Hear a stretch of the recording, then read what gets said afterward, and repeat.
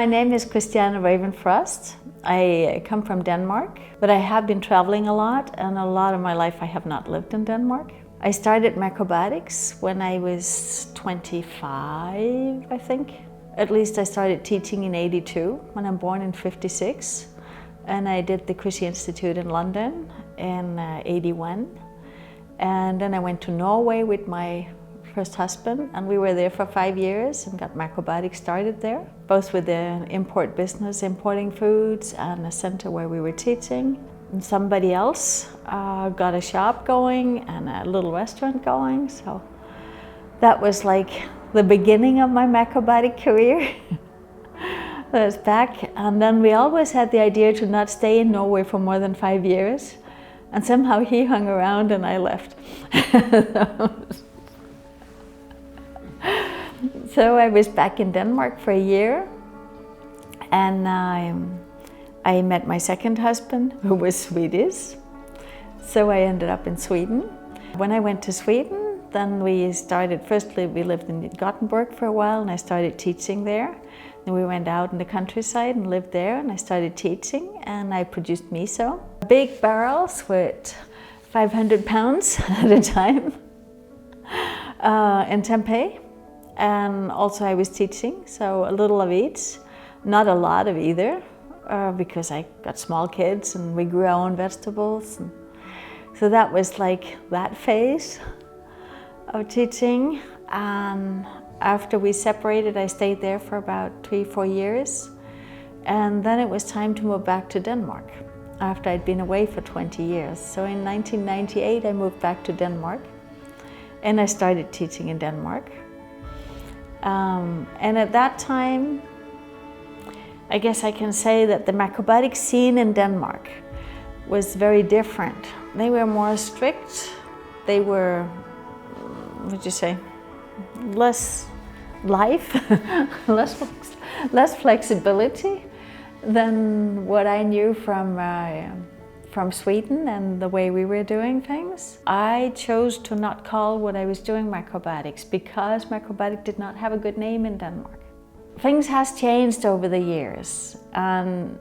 One of the things that has changed was that the man who was kind of leading the macrobiotic scene, he died from cancer when he was 62. So that means that macrobiotics has, so to speak, falling apart. When I started teaching macrobiotics back in 82, it didn't take very long time before I realized that it's easy to teach people what to eat. The difficulty is for people to do it and to follow through. Fine, as long as they are threatened, like I have cancer, so I need to eat that well to not die, or when people have this kind of situation, they will do it for a while out of fear. But to actually get people to do it as a positive choice, that has been something that's been concerning me a lot over the years. And those years I was in Sweden, I was thinking a lot about how to do it differently. I think the first year I was in Sweden, I started really looking at the whole idea of detoxing, which has been very big in macrobiotics. And I was starting to look at what does that do to our self-esteem? Or to our feeling of self-worth. I mean, it's like detox. I need to get rid of who I think I am. It's like a wrong thinking. It's definitely not empowering to think that way. So then I started thinking about we need to do it differently, because when we think the other way around, we say, okay, if I have a closet full of clothes and I'm thinking I need to get rid of them, that's going to be a hard job But if I go out and I buy some new clothes and I put them in there, the old one is rather easy to throw out. It's not nearly as difficult. In the same way, I see it very much with our regeneration of our body. If we could focus on just building up the body, and that's the way I teach macrobiotics. The focus is on building up the body, and then whatever we don't need will go, just because we don't need it.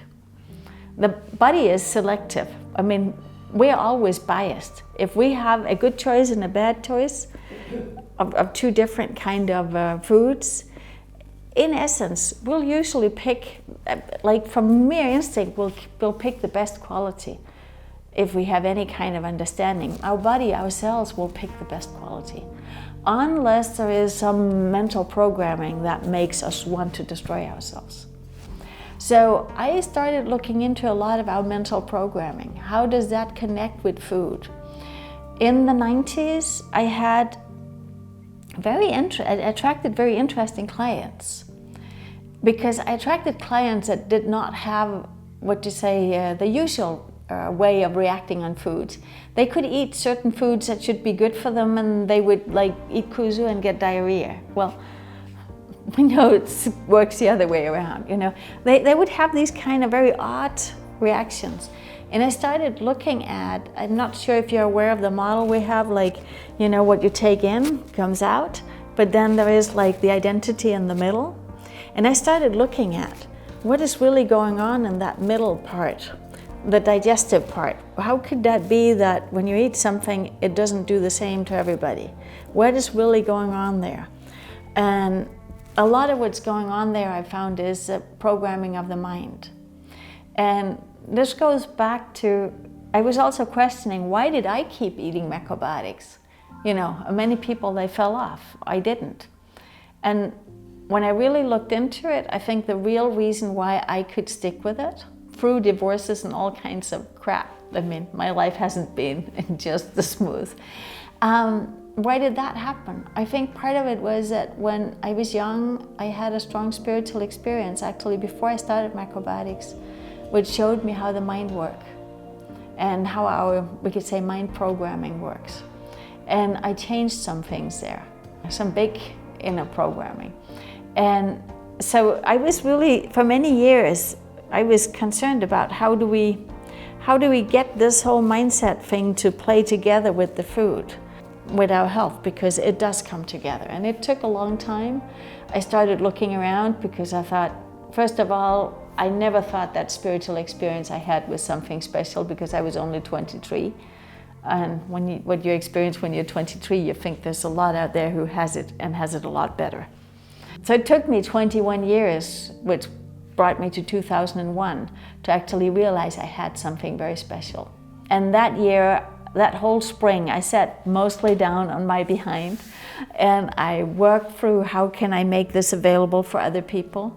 I created a program, I created a procedure for changing mindsets, which I call the transformation procedure. And it's actually based on the 7 principles of macrobiotics.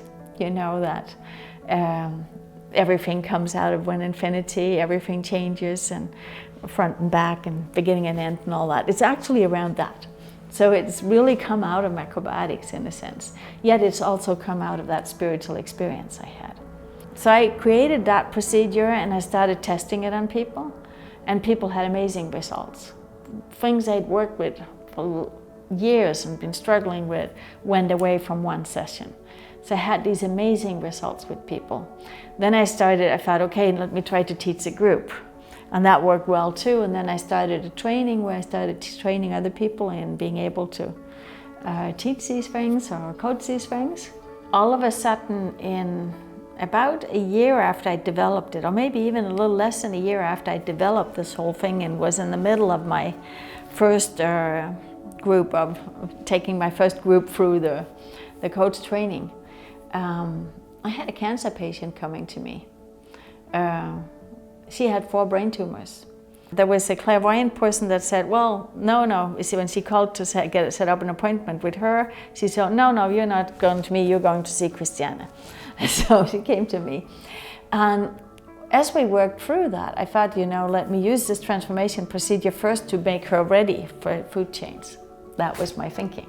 It really blew my mind, because I had her feel into these tumors, and I had her sense into them what they were about, and it took a little while for us to get to it, but then it turned out that it was about her not trusting herself. We worked through that with the procedure, so she came to a place of trusting herself. And I said, well, how does that feel now? Well, it feels like, just there's a little something there. Okay, we worked through that too. No, it feels clean now. Perfect, I said. Then let's get to make some diet changes for you. No, I don't need that, she said. What did I do? Because You know, with my macrobiotic background, I knew she needed that. But I couldn't find a way of doing it because we just worked with her about trusting herself. So I couldn't find a way of doing that without annulling all the work we'd just been doing. I didn't want to do that. So I ended up letting her go, and I felt really, really bad. I felt I'd not been professional because I knew she needed that diet change. But I couldn't find a way, and I was concerned, should I call her and say I made a mistake? Or no, I didn't do that anyway. I've kind of felt embarrassed. And about 3 weeks later, I got this email from her saying, I think, you want to know. I've just been for a routine check, a routine scanning, and they can't find the cancer anymore. There's just a little shadow where it was. And now they think they misdiagnosed me, she said, but you and I know better. And that was the first time where I got kind of real strong proof about how connected our mind and body are. And I've had several of these kind of situations. Does that mean I can do that every time? No way. Because not all cancers cancer has many different reasons. They are also sometimes biological reasons. They also sometimes are pollution. They are sometimes relationships. They can be based on other things that you can't just change within the person that way. For me, that one experience with her with the brain tumor was really blowing my mind because it really showed me that also in macrobiotics we have an indoctrination about how strong food is. And no, food is not everything. I still eat very well, probably better than most people, because I think it's a very good foundation. But I do think there is other things. And how do I teach them?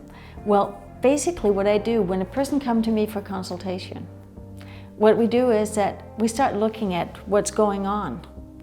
And then we look deeper to find what is the cause of what's going on. And then we go to the cause of it. And sometimes the cause is to be found in diet and lifestyle. Sometimes it's in lack of movement.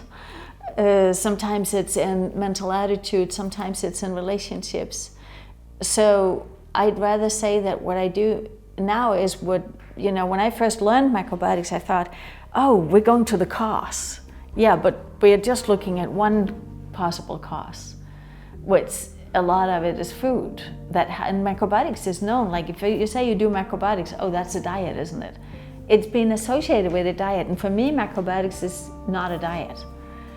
It includes an approach to food, but as we have the same approach, like where we're really looking at things as energetics, whether it's food or whether it's clothes or whether it's relationships, it's about the energy and the energy quality, all thoughts.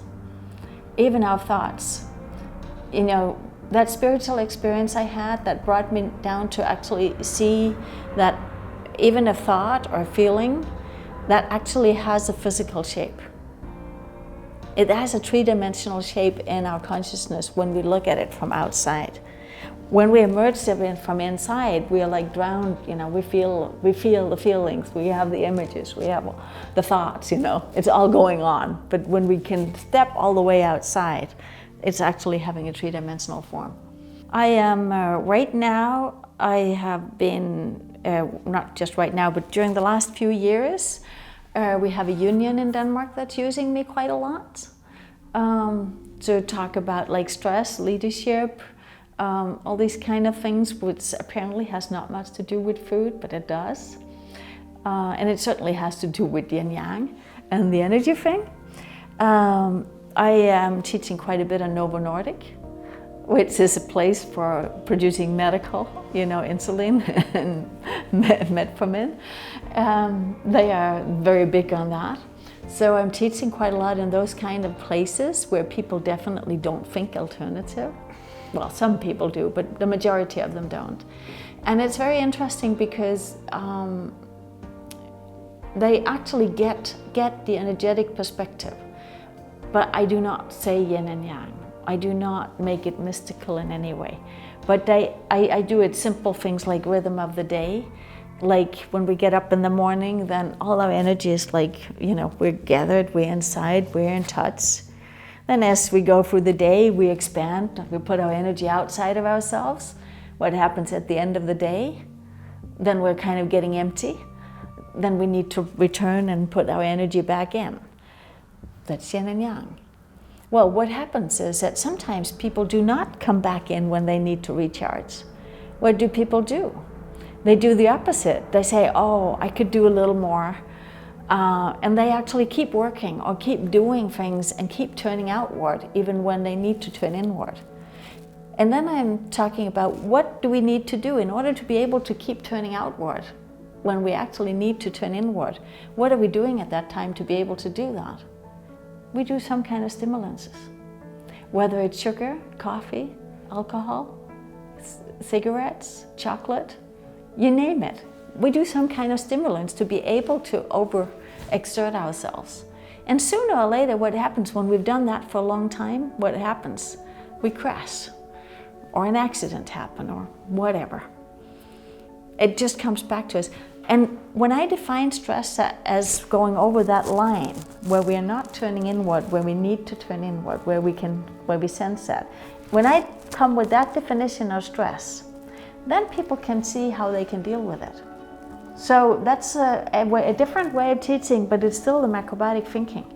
And then when people come, then the next thing that happens is that then people get interested in my training, because I also do have practical tools to actually deal with this mind chatter and stuff.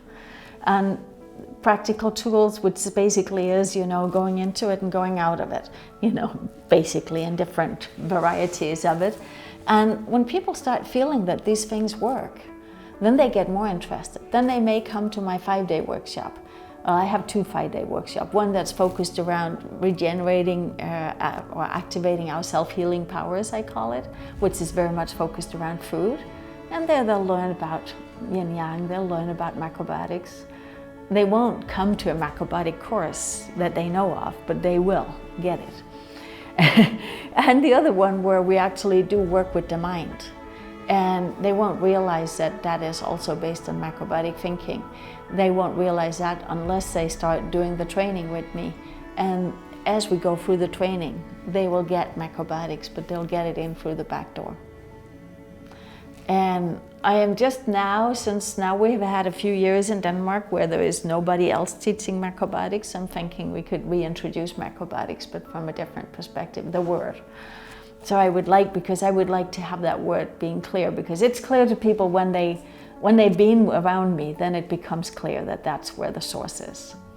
The way I look at macrobiotics is that when you're looking at the macrobiotic theory, and that's how I understood it from the beginning when I came into macrobiotics, is it's like, if you have a fan and you have like one little nut that puts it all together, I can see macrobiotic could be that.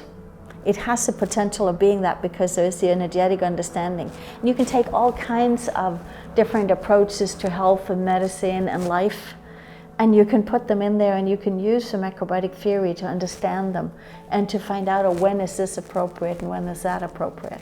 Because there's nothing that cannot be used. It's more a question of what is appropriate at which time. Given that macrobiotic really is so big, and I think it is, I think that what has happened in many macrobiotic teachings is that nobody has been able to take the bigger picture. Well, somebody here and there, but on a broad scale, we've picked out aspects of it. And different places, we have different aspects of macrobiotic being taught. We can say that. And they are all valuable in different situations. And usually people attract clients or students that resonate with the aspect they're teaching. So I actually don't think it needs to be a problem, but it gets to be a problem when we want to have one uniform approach to macrobiotics and we put it and we try to put it into a too small shape. Those places where that's done, and that is part of why what happened with macrobiotics in Denmark. And that's happened some places. And once we try to squeeze it into, a too small shape, then it really shows up. Then we'll find exceptions. We'll always find places where it doesn't work. If we only do the food-focused part, as I started attracting clients that hell, you know, they react atypically. You know, sooner or later we'll start attracting things that does not work within that. Like then we promoted macrobiotics as a cancer cure, and what happened was, hey, all of a sudden we get people eating very nicely macrobiotics, they get cancer. Well, I mean, every time we try to put it into a small box, then we'll find places where that approach doesn't work because we're making it too small. But I think it has a tremendous power if we stay with the real essence of it. And then I think it can be practiced in many, many different ways. And I like to say there's many right ways. Just to break that one, because it has been a big thing in macrobiotics that my way is right. No, my way is right. It has been a big thing. And actually it doesn't serve us, on the contrary. But there is many right ways. And they are all right in some ways and some places.